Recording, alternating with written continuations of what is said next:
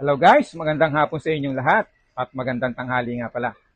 Maulang umaga sa inyong lahat. Ngayon, ang video natin guys, kung napanood nyo yung kahapon naming content na isang pares na hikaw, so ngayon guys, yari na siya. Napinis na namin siya, so update namin ngayon bago natin i-deliver. So ito siya guys, pakitutok mo dyan Lloyd. Yan. Ang yari niya is Criolla. Meron siyang malalaking stone sa gitna na isara na lang ang magiting nating tagalagay ng bato. Ito siya.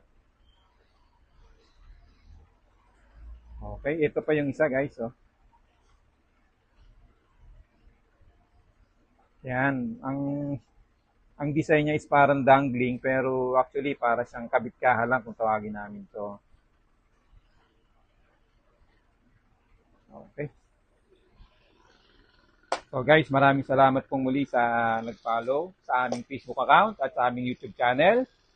Sa lahat ng gusto ng ganitong content, i-type nyo lang yung Truly Ignacio and Facebook at YouTube channel Truly Ignacio din. Maraming salamat po muli sa inyong lahat. Sana iligtas kung nasan man tayong lugar ngayon. Hanggang doon lang guys. Thank you.